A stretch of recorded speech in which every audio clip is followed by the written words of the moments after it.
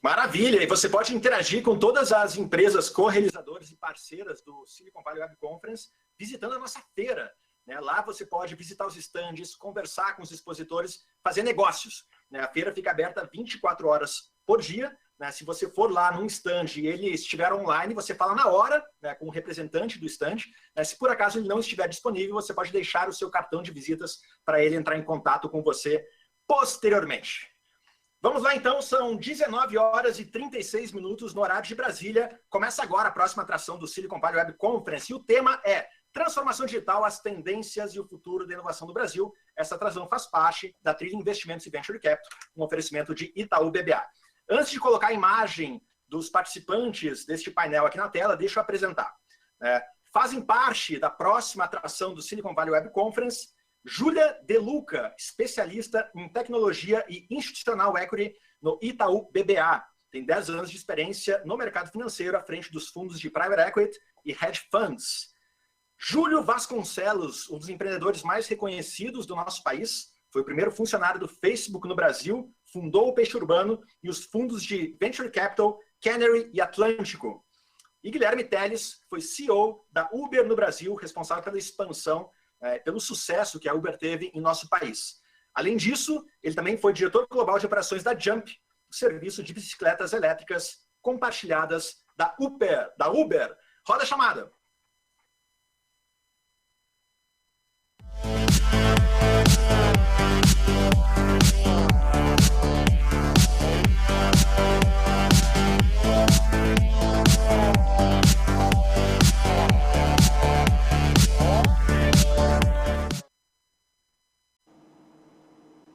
Fantástico! A tela já está composta aqui pelos participantes deste painel. Deixa eu escutar uma boa noite de cada um deles para ver se eles me escutam e se também o áudio deles está ok. Boa noite, Júlia. Boa noite, tudo bem? Fantástico. Boa noite, Júlio. Boa noite, pessoal. Demais. Boa noite, Guilherme. Boa noite. Fantástico. Bem, agradeço mais uma vez em nome da Startse pela participação de vocês aqui no Silicon Valley Web Conference. Júlia, passo a palavra para você. Eu vou sair aqui da tela, mas qualquer coisa que você precisar é só me chamar que eu apareço, tá bom? Júlia, contigo. Tá ótimo, obrigada. Bom, boa noite a todos. Bem-vindo à primeira live da trilha de conhecimento do Itaú BBA com foco em investimento e venture capital. A gente está muito feliz em realizar esse evento junto com a Startse. A gente trouxe várias pessoas e vários temas super bacanas que a gente vai apresentar ao longo do mês de outubro. Bom, como já foi dito, eu sou a Júlia De Luca, sou especialista de tecnologia no BBA. E além de pessoas de fora do próprio Silicon Valley, a gente tem aqui dois dos mais influentes personagens e figuras aqui do ecossistema de tecnologia do Brasil, o Júlio Vasconcelos, como já foi apresentado, e o Guilherme Teles.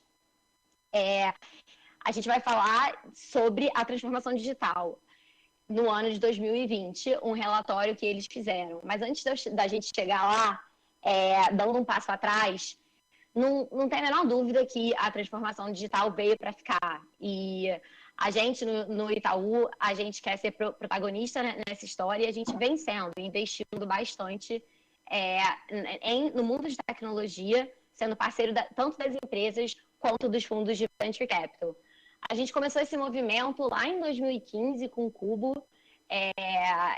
A gente pode dizer que o Cubo é a maior comunidade que liga tanto corporates com empresas de startup e inovação no Brasil.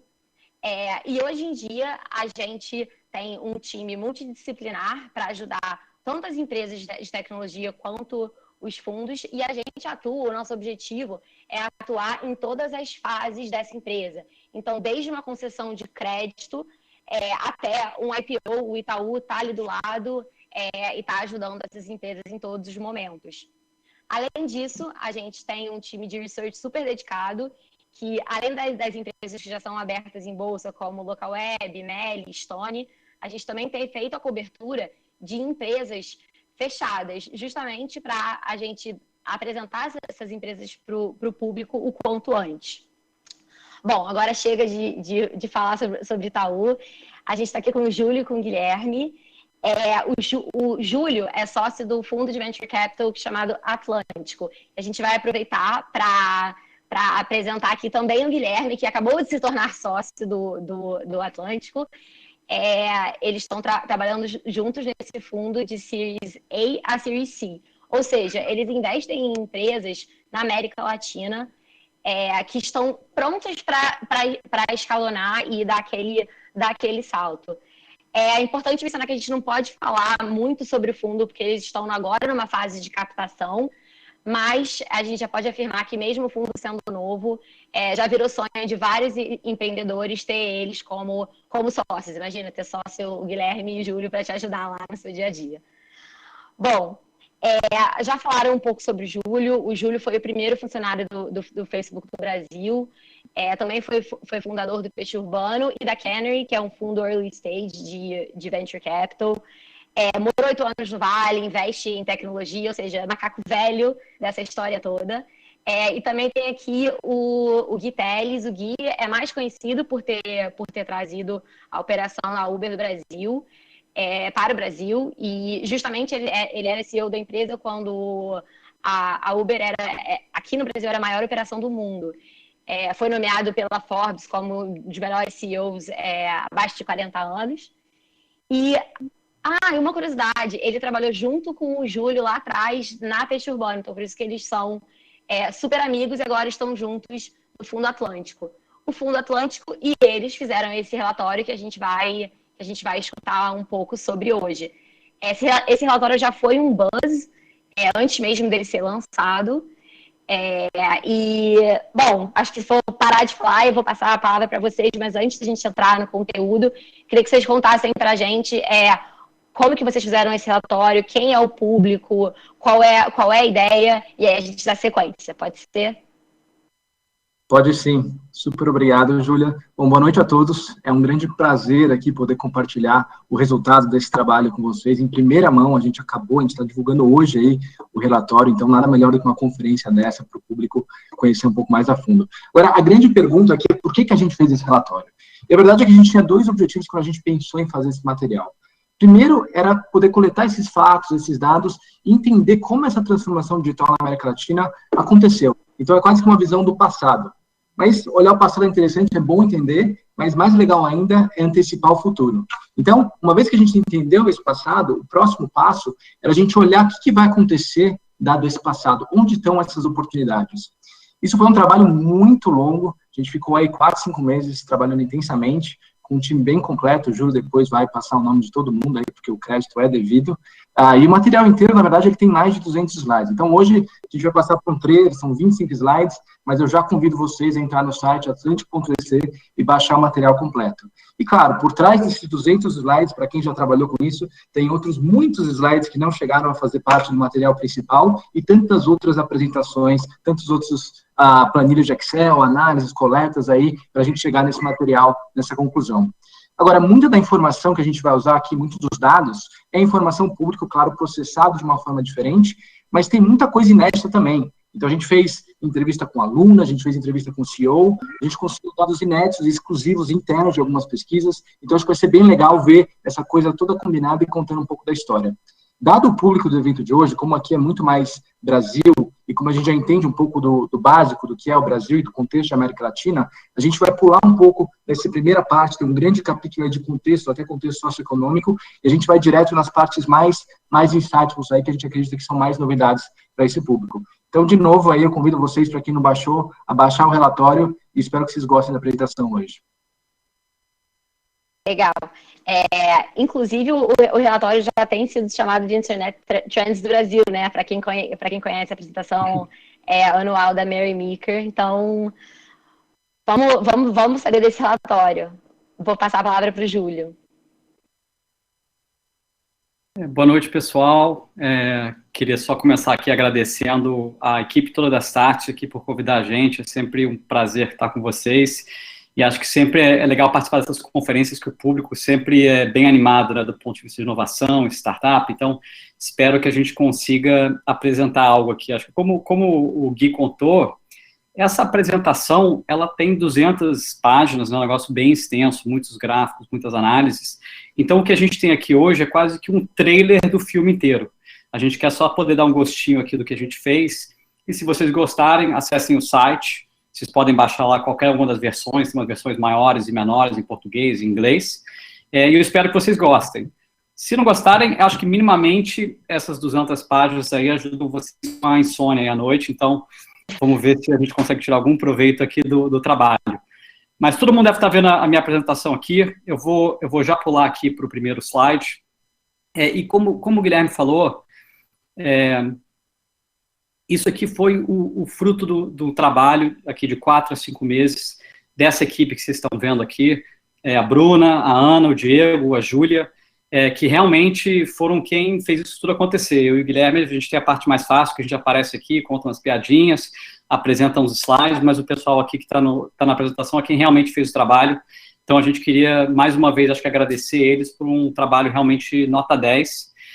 A gente também teve apoio de muita gente, assim, tantas empresas que passaram dados para a gente, revisaram o que a gente fez, e acho que principalmente de 3 dos nossos sócios no Atlântico, que são o Hugo Barra, o Mate e o Florian, que também revisaram cada uma das revisões, passaram feedback. Então, muito aqui do que a gente conseguiu coletar, e esse quebra-cabeça que a gente tentou montar aqui para vocês, foi um trabalho em conjunto aqui dessa equipe. Vou até aproveitar aqui que me deram o microfone, e vou fazer aqui um mini comercial aqui também para os meus sócios, que o Hugo vai estar apresentando aqui na conferência, acho que daqui a algumas poucas semanas. Para quem não conhece, o Hugo é hoje o vice-presidente de realidade virtual no Facebook, né? Antes disso, ele tocava toda a parte global da Xiaomi lá na China, e antes disso, cuidava da parte de produto do Android no Google.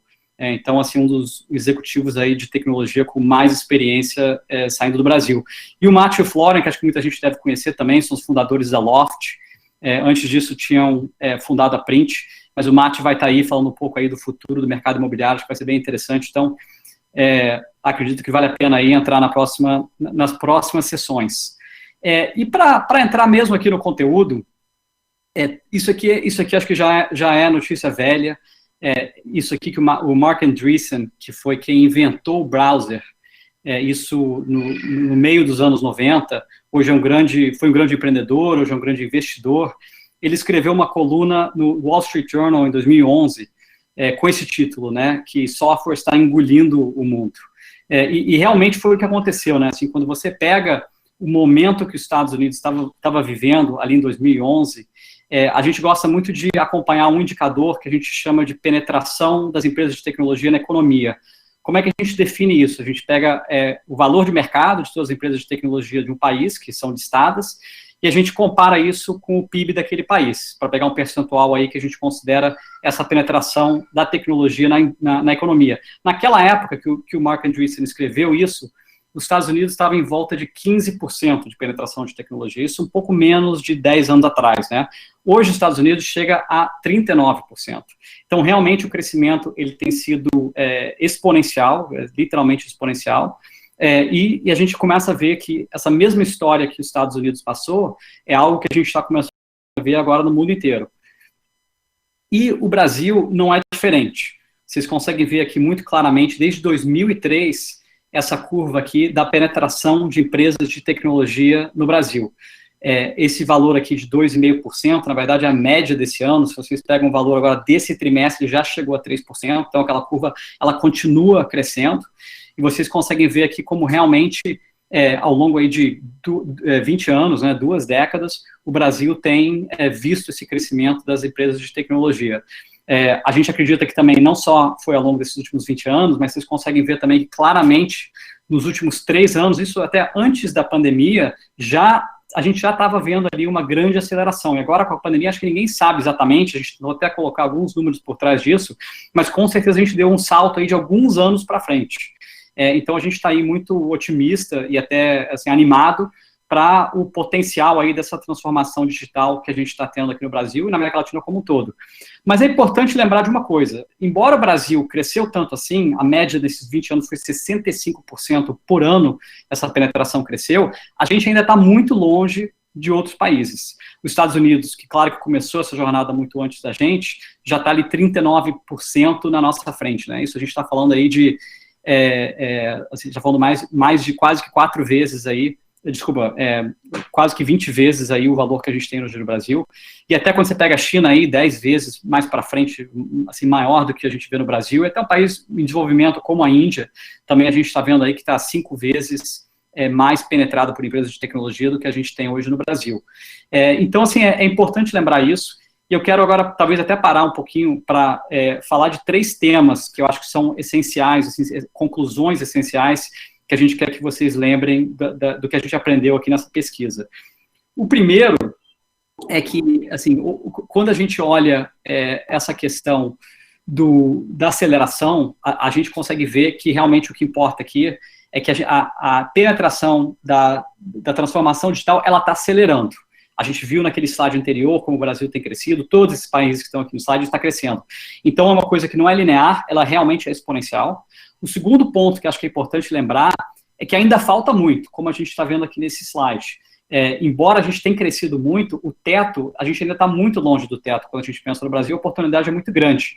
E quando a gente tenta, na verdade, quantificar essa oportunidade, quando você pensa no valor que pode ser criado, a gente está falando de trilhões de reais de valor que pode ser criado, e talvez até mais importante do que isso, quando a gente pensa no potencial impacto positivo da tecnologia na economia, a gente está falando de centenas de milhões de vidas aí na América Latina que podem ser melhoradas dado esse acesso à tecnologia. E a última coisa, que acho que o Guilherme falou um pouquinho lá no começo, é que a nossa história na América Latina, no Brasil, ela é muito única. Então, assim, a gente tem alguns fatores que realmente vão definir como que essa história vai avançar. Ela não vai ser igual aos Estados Unidos, ela não vai ser igual à China, não vai ser igual à Índia, ela vai ser única, porque a gente parte de um ponto de partida único. Então, é importante a gente lembrar desses 3 pontos, que foram coisas que a gente, na apresentação, tentou realmente ressaltar e mostrar como que isso acontece na prática. Eu adoro essa fala aqui do William Gibson, não sei quem conhece, o autor americano de ficção científica, mas eu acho que ela realmente capta um pouco quase que esse peso da inevitabilidade, né, da transformação digital, o impacto que isso vai ter nas nossas vidas, na nossa economia, e mostrando que o que já aconteceu no resto do mundo não é uma coisa que é exclusiva aos Estados Unidos, ou à China, ou à Europa, mas é uma coisa que vai acontecer no mundo inteiro. Não é uma questão que se vai acontecer, mas quando. Então, por isso, eu queria até chamar o Guilherme, que ele já consegue começar a mostrar um pouco do resultado que a gente está vendo aqui na América Latina. Bem na linha do que o Júlio falou, acho que a gente vê como o tech está evoluindo pelo mundo, mas mesmo na América Latina, tech já é uma coisa do presente, o impacto de tech já é uma coisa que a gente consegue ver hoje. Então, o que a gente está vendo aqui são as maiores empresas por market cap, por valor de mercado no mundo, né? A gente está olhando na América Latina, Estados Unidos e China, e a gente vê hoje, para surpresa, até muita gente que é próximo disso ficou surpreso quando viu esse slide, que o Mercado Livre já é a maior empresa em valor de mercado da América Latina, na frente aí, tanto de Vale quanto de Petrobras. É claro, esse movimento não é uma novidade, né? A gente viu esse mesmo movimento tanto nos Estados Unidos e em China, e é muito bom porque isso mostra que a gente está no caminho certo. Eu prometo que eu vou tentar apresentar esse slide sem falar a palavra framework. Então, para tentar entender, até para explicar melhor esse estudo, a gente procurou estruturar essa análise dentro dessa lógica que vocês estão vendo nesse slide. E a primeira coisa que a gente tem que falar aqui é o contexto socioeconômico. A gente tem que falar disso porque ele impacta tudo. Não tem como a gente entender, não tem como a gente explicar a região sem falar, por exemplo, de desigualdade. Então, hoje a gente vai passar, como eu falei até no começo, um pouco mais rápido por essa parte, tem um conteúdo bem mais extenso na apresentação, mas a gente vai trazer esses pontos, porque a gente sabe que, embora a transformação digital ela esteja acontecendo no mundo inteiro, até um ponto que o Júlio trouxe, o contexto socioeconômico, ele ajuda a gente a entender o como, né, o como essa transformação vai acontecer. E, principalmente na América Latina, esse contexto dita bastante a regra. Depois disso vem o capital humano e o próprio capital financeiro. O que a gente acredita aqui é que se você olha para onde estão fluindo essas duas coisas, ou seja, para onde estão indo os melhores talentos, para onde estão indo os maiores investimentos, você consegue antecipar para onde vai o desenvolvimento, né? Então, pensando até naquela lógica que a gente trouxe, o objetivo desse relatório é também ver para onde as coisas estão indo. E, por fim, vem a regulação. A regulação, a gente não pode deixar de falar dela, porque ela tem um papel super importante, e o que ela vai fazer é ou atrapalhar ou facilitar, mas ela sempre vai ter um papel. Agora, o mais importante disso tudo é que quando você tem esses fatores encaixados, quando eles estão quase que remando nessa mesma direção, você cria um ciclo virtuoso. E olhando aí, a gente vai passar por isso ao longo do relatório, os últimos 5 anos, é isso que a gente tem visto, essas coisas trabalhando super juntas, e por isso que a transformação digital está tão forte na América Latina. Mas vamos olhar para essa primeira parte, né, que é o capital humano. Então, a pergunta que a gente queria responder aqui é para onde estão indo os melhores talentos, os novos talentos? E para ajudar a responder essa pergunta, a gente fez uma pesquisa com quase 2.000 estudantes, pessoas que estavam se formando aí nas melhores universidades, e confirmou o que a gente já estava mais ou menos sentindo. Hoje, a maioria dos estudantes quer ir trabalhar com tech. E eu me lembro, quando eu me formei na GV em 2006, e todo mundo queria ir para o mercado financeiro, queria ir para a consultoria, acho que o sonho era McKinsey, era uma Goldman Sachs, ninguém falava em tecnologia, muito menos em empreender, assim, ninguém sabia o sentido do que era empreender de verdade. E hoje, acho que esse sonho mudou bastante, né? O sonho agora é muito mais ir para uma loft ou montar a própria empresa. Então, se a gente olha aqui do lado esquerdo, 26% dos alunos, ou seja, somando aí tanto os 14 do startup quanto os 12 do Big Tech, querem trabalhar em tecnologia. Mais do que isso, aqui no lado direito, 39% querem empreender no futuro, talvez logo depois da faculdade. Então, voltando um pouco a essa lógica que a gente criou, né? Se a gente tem os melhores talentos do país, da região, querendo trabalhar com tecnologia, querendo empreender, isso dá um grande motivo para a gente para ficar otimista sobre o futuro. Milionários no unicórnio. Por que isso está acontecendo, né? Por que tanta gente quer ir para tecnologia? É claro que a explicação nem sempre é financeira, muitas vezes não é financeira. Acho que a parte financeira tem um papel, mas não é o único papel. Mas a verdade é que, assim, cada vez mais a gente começou a ver pessoas que trabalham em tecnologia já tendo sucesso financeiro. O gráfico que a gente tem aqui, isso foi uma informação exclusiva e inédita que a gente conseguiu aí com acesso com os 6 maiores unicórnios da América Latina, e a gente vê, por exemplo, na empresa F, que mais de 180 pessoas, 184 pessoas, funcionários dessa empresa, caso tenha um evento de liquidez, eles se tornarão milionários, ou seja, eles terão mais de R$1 milhão. É claro que muita gente tem mais até do que R$1 milhão, então o impacto ainda é maior. Por que isso está acontecendo? Isso está acontecendo porque hoje, cerca de 7% do equity, do valor da empresa, ele é alocado para os funcionários. Agora, imagina que a gente começa a ter esses eventos de liquidez, e a roda começa a girar. Bom, o impacto aí ele aumenta ainda mais, né? Isso acelera a atração de novos talentos, porque daí você começa a ver pessoas, exemplos reais de pessoas que trabalharam em tecnologia, já teve uma saída e eles tiveram um sucesso financeiro. Vou pegar o gancho aqui e eu vou entrar para o próximo dos 3 fatores, né, que o Guilherme mencionou. A gente já falou ali de capital humano, agora eu vou falar do capital financeiro. Eu não quero chover muito no molhado aqui, falando de venture capital. Eu acho que todo mundo aqui que tem interesse nesse assunto já deve saber como que investimento em venture capital, em capital de risco, aqui no Brasil e no resto da América Latina tem crescido, né? Mas acho que você consegue ver muito, assim, nitidamente isso, via esses gráficos, você consegue ver que, em média, o volume de investimento de venture capital tem quase que dobrado ano após ano, ao longo dos últimos 3 anos. Então, realmente, a gente consegue entender também o que está por trás de muito desse crescimento que a gente tem visto aí nas empresas de tecnologia, nas startups. Mas o que a gente achou que era mais curioso, e foi uma coisa que, de novo, a gente foi buscar a resposta, falando diretamente com a própria pesquisa nossa, a gente queria saber também como é que o capital, talvez mais tradicional, talvez um pouco mais conservador, como que eles pensam em inovação, em tecnologia, investir nessa classe de ativos. Então, a gente fez aí uma série de entrevistas, foram com 31 family offices, né, as famílias mais ricas do Brasil, perguntando quanto do capital líquido deles hoje eles estão alocando em venture capital. A gente vê que hoje por volta de 3,5%, que a gente pegou aí como uma média dessa pesquisa. Só que o mais interessante para a gente é que até 2025, nos próximos 5 anos aí, a intenção das famílias é de mais do que dobrar a alocação para venture capital. A gente está olhando aí de chegar a quase que 7,5% em 2025. Só para ter um ponto de comparação, lá fora, nos Estados Unidos, que esse mercado já é um pouco mais maduro, e também na Europa, as famílias têm mais ou menos 10% do seu capital alocado em venture capital e ainda crescendo essa alocação. Então, a gente acredita que isso aqui, a gente está vendo esse crescimento, mas tem ainda mais por vir. E se vocês estão já questionando, será que não tem muito dinheiro? Será que vai acontecer? Será que tem um excesso de liquidez? Eu acho que é importante também lembrar daquele segundo ponto, né? Se o primeiro ponto que eu falei, que a gente vai falar na apresentação hoje, é que tudo está acelerando, e a gente viu isso com capital, o segundo ponto é que a gente ainda está muito longe do potencial. A gente realmente ainda está no primeiro capítulo de uma longa história. E a gente, mais uma vez, olhando aqui o volume de venture capital que a gente tem investido hoje no Brasil, e a gente compara isso com o tamanho do mercado, né? A gente corrigiu isso pelo tamanho do PIB, vocês conseguem ver que a gente está muito abaixo do que mercados mais evoluídos, como Estados Unidos, e, de novo, até de mercados mais emergentes. Então, embora o capital que está disponível hoje para a inovação e para a tecnologia tenha crescido muito, ainda tem muito mais espaço para poder crescer.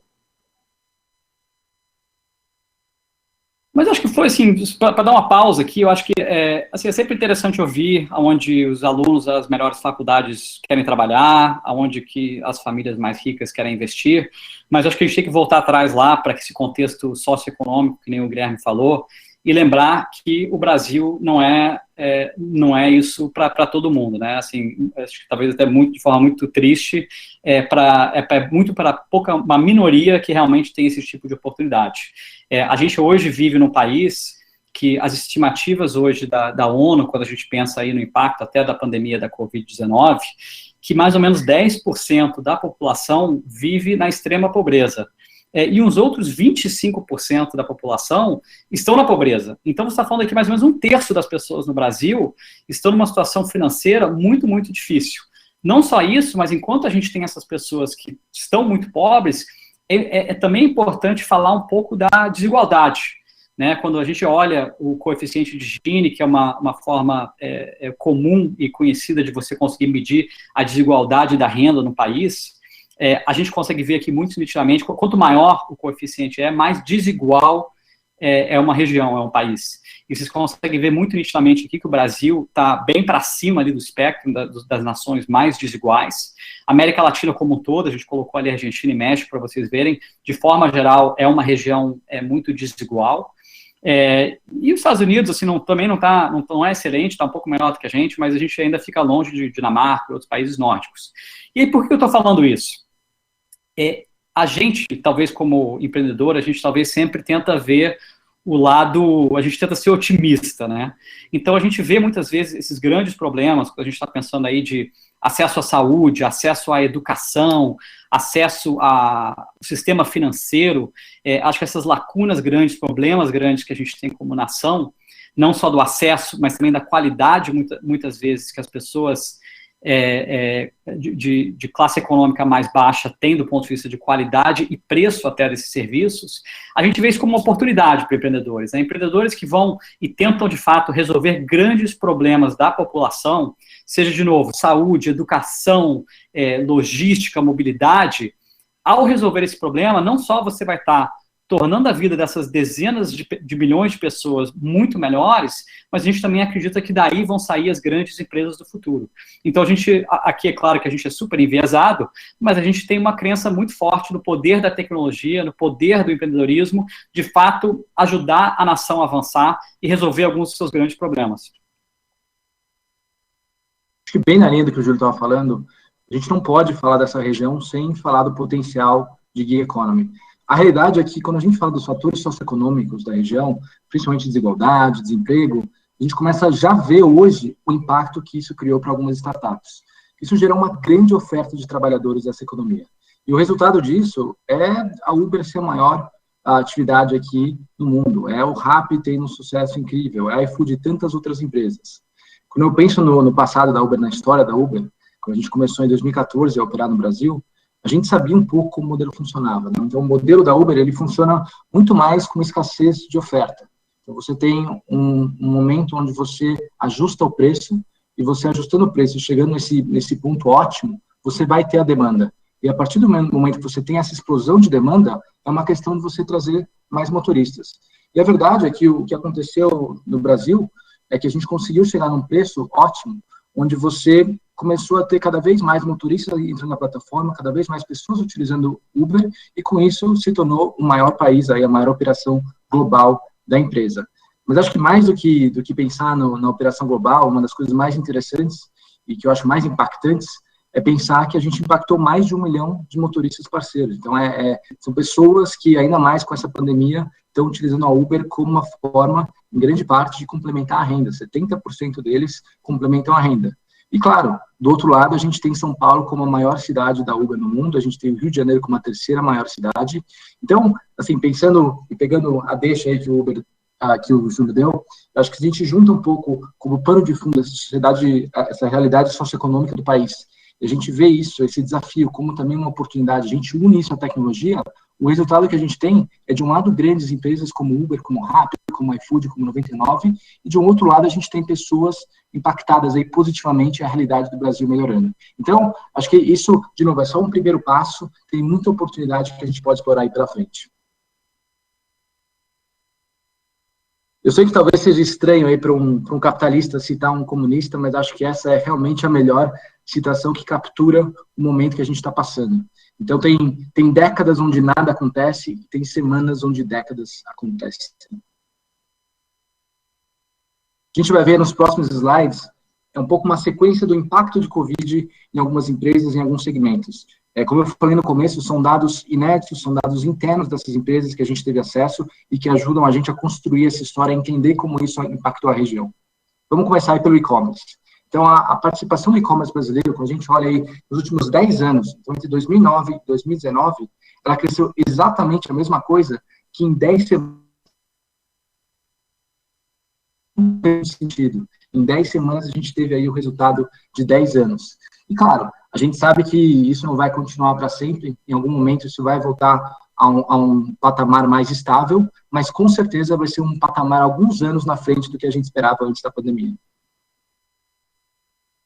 VTEX, a maior plataforma de e-commerce, agora o mais novo unicórnio da região.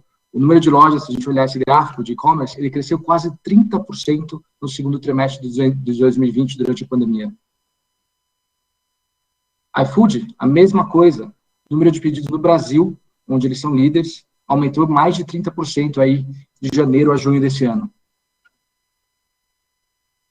E cedo a gente estava vendo aí os dados de iFood, principalmente para o Brasil, focado em Brasil. Esses são os dados da Rappi para a América Latina, excluindo o Brasil. Mas a história é muito parecida, né? A gente olha aí, em grande parte desses países, a Rappi tem a liderança e as vendas aumentaram 2,3 vezes nesse período. É realmente muito impressionante. E aí também, surpresa para ninguém, mas os serviços de streaming também tiveram um boom muito forte.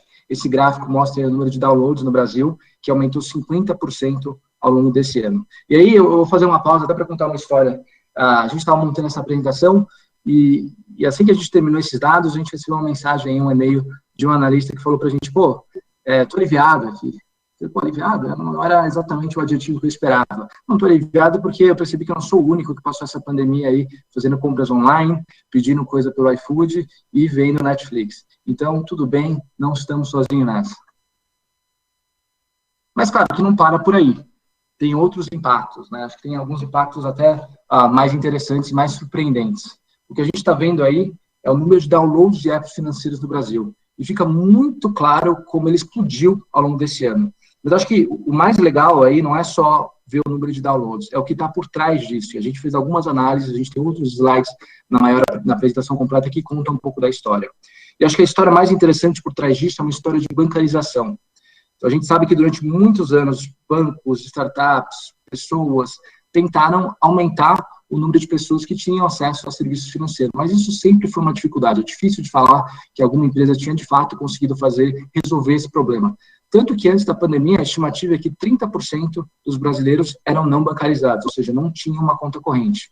A boa notícia é que a gente olha esse mesmo número depois da pandemia e ele caiu para metade. São 15%. Então, temos muitos motivos para ser otimista. A pandemia trouxe essa melhoria aí, entre tantos desafios que a gente passou, mas gera grande potencial aí para trazer outros benefícios para a população. Trazendo isso tudo de volta para a apresentação está estruturada um pouco nisso, no histórico, no contexto socioeconômico, e depois a gente fala muito do crescimento até aqui, e esse impacto aqui da Covid, né? Acho que essa frase aí dos 10 anos em 10 semanas, realmente, em muitos setores, muitos dados que a gente conseguiu coletar, realmente mostraram muita coisa que a gente tinha escutado, talvez de forma qualitativa, a gente realmente colocou os números por trás. E aí depois, mais ou menos metade do nosso estudo, ele é dedicado a 3 setores que a gente decidiu olhar mais a fundo. O setor financeiro, que eu acho que é o que a gente realmente dedicou mais tempo, pensando aí nas fintechs, né, acho que de todos os setores, talvez é o que teve o maior impacto até agora, pelo menos teve o impacto primeiro, né, quando você pensa na digitalização, o efeito da tecnologia, e depois a gente escolheu 2 ali, o saúde e educação, que a gente acredita que podem ser os próximos, assim, a gente já está vendo muita inovação, muitas novas empresas, um fator importante ali de digitalização desses 2 setores, e a gente quis apresentar um pouco aqui dos dados iniciais, para dar um gostinho, talvez, do que a gente vai começar a ver aí nos próximos anos.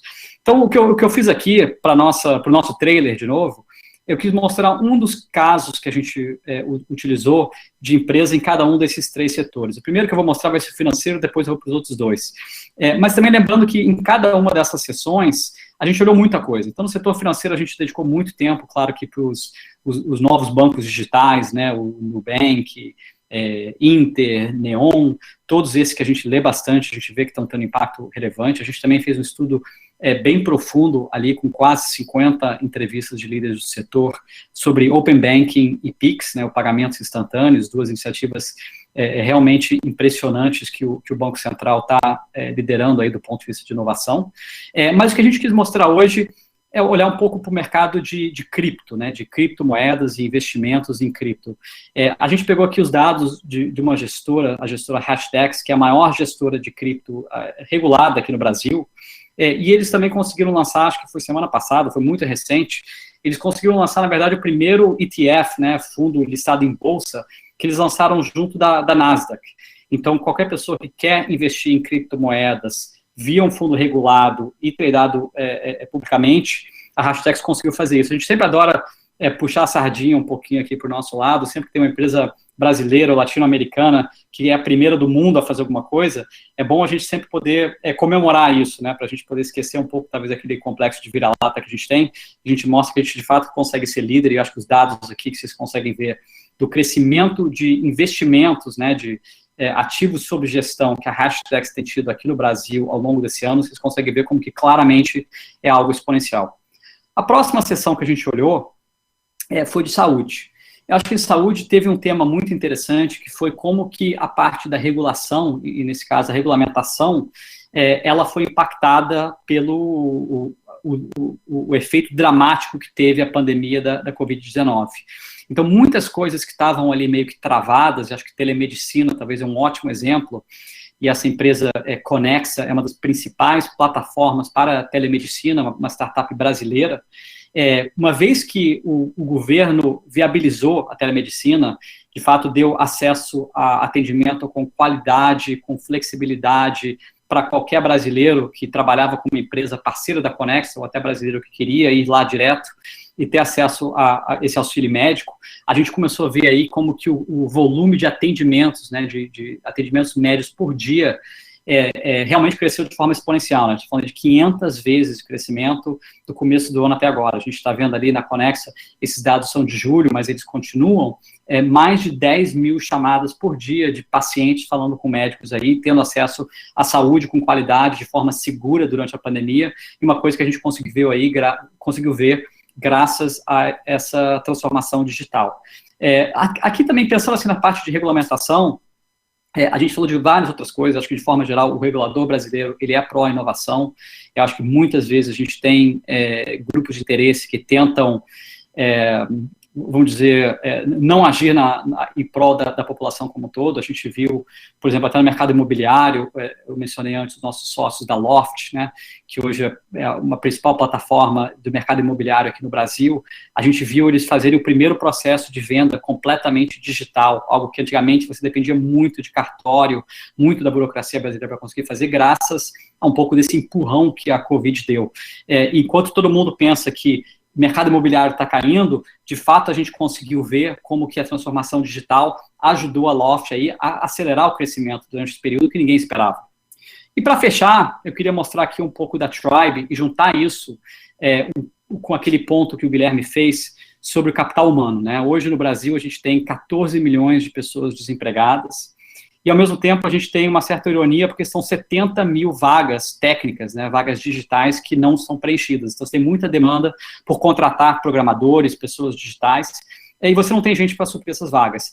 E a Tribe, que é uma escola brasileira, é uma startup nessa área de educação, eles foram os pioneiros desse modelo ganha-ganha aqui no Brasil. É um modelo onde o aluno entra para o curso deles, é um curso intensivo de 1 ano, é difícil de entrar, é difícil de passar, é para realmente alguém que está dedicado e quer se tornar um profissional na área digital. E esse profissional não tem que pagar nada para passar pelo curso, ele só paga no momento que ele se formou e que ele arrumou um trabalho que paga um mínimo estipulado.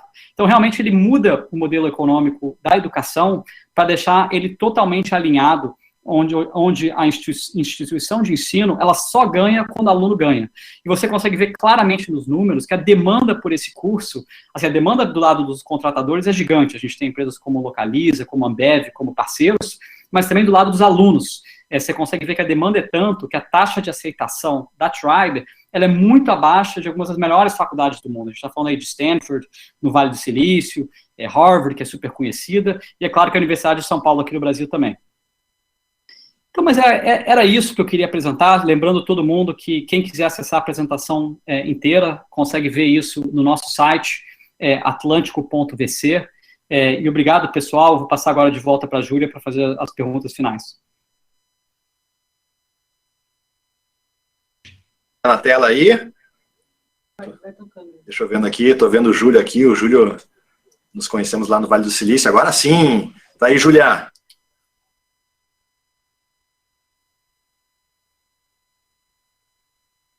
Tá no mudo, Júlia, pode falar. Tá no mudo. Agora sim, agora escutamos você. Beleza, acho que a gente só tem tempo para mais uma pergunta.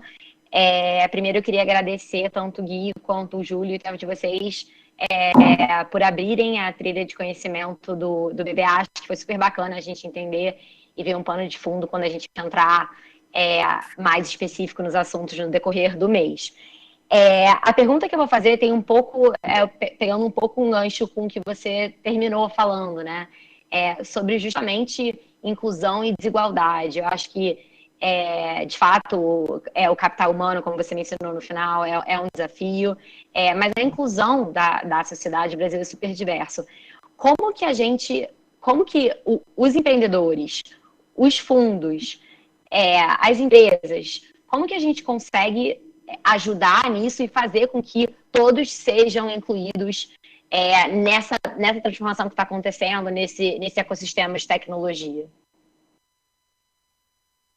Eu vou pegar, que eu já estava meio que empolgado aí no final, então eu vou falar, mas obrigado, Júlia, por tudo aí, por essa última pergunta também. Assim, eu acho que empreender é bastante difícil, né? Se a gente colocar o negócio de pé, ter sucesso, lidar com funcionário, lidar com mercado, com cliente, é super difícil. Eu acho que, assim, é difícil para o empreendedor, muitas vezes, pensar em todas aquelas coisas que têm que ser resolvidas, né? Mas eu acho que, assim, a gente, como investidor, uma forma que a gente pensa muito no nosso impacto social, assim, o bem que a gente consegue trazer para a sociedade, e a gente acredita que o empreendedor que está indo atrás, como eu falei antes, de grandes problemas do país, e consegue resolver esses problemas para milhões ou dezenas de milhões de pessoas, ao fazer isso, vai ter sucesso. Então, assim, não adianta ficar focado no dinheiro, enquanto vale a empresa. Assim, qual que é o problema do seu cliente, como que você é a melhor pessoa para resolver aquilo, trazer um produto de qualidade, com preço bom, de forma competitiva. E ao fazer aquilo, e seja em mercados gigantes como saúde, educação e mercado financeiro, como a gente elencou aqui, eu acho que o resto acontece.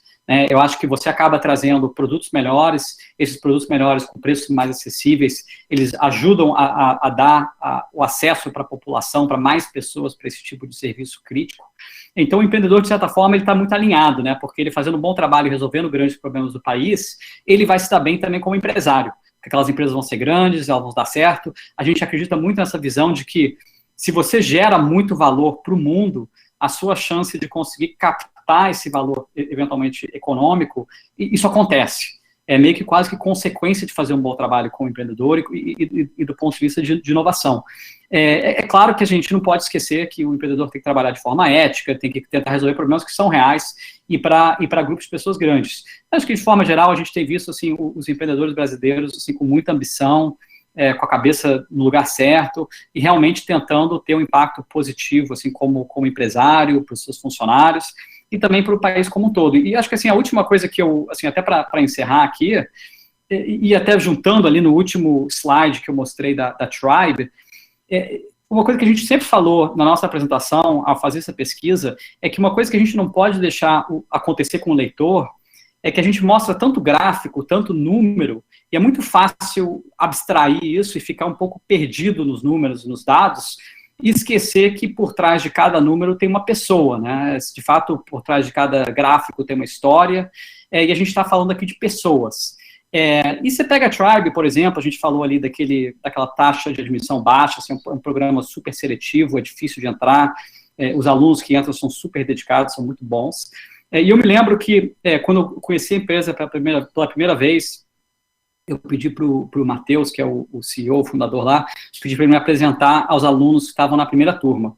E eu me lembro que ele me apresentou a um cara, eu estou esquecendo o nome dele, mas também acho que não sei nem se eu tenho autorização de falar, mas enfim, é uma pessoa que morava numa comunidade em Belo Horizonte, dirigia Uber 16 horas por dia para conseguir pagar as contas.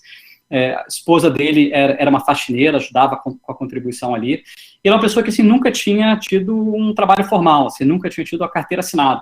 Essa pessoa que se formou agora semana passada, que foi quando a primeira turma da Tribe se formou, arrumou um emprego como programador, desenvolvedor de software na Localiza.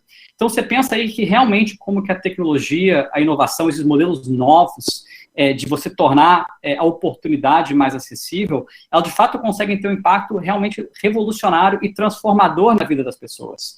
Então, por isso que a gente está muito otimista, né? Porque cada um desses números são dezenas de pessoas, milhares de pessoas, milhões de pessoas, e quando você soma isso tudo, e se soma esse impacto, você consegue ver como que essa vontade e essa ambição dos empreendedores é o que a gente acredita que vai levar o Brasil a ser um país melhor, um país mais igual, com mais oportunidade, e, de fato, o país que a gente quer viver. Certeza. Fantástico. Obrigada, Júlio. Júlia, muitíssimo obrigado. Em nome da Startse, mais uma vez, nosso agradecimento ao Itaú BBA por co-realizar esse evento junto conosco. Júlio e Guilherme, muito obrigado pela presença de vocês. Obrigado a vocês. E por vocês terem feito a ponte, terem indicado e feito a ponte entre a Startse e outros palestrantes que estarão aqui no Silicon Valley Web Conference ao longo do mês de outubro. Turma, um abração para vocês, hein? Mais uma vez, muito obrigado. Muito obrigada. Tchau, tchau.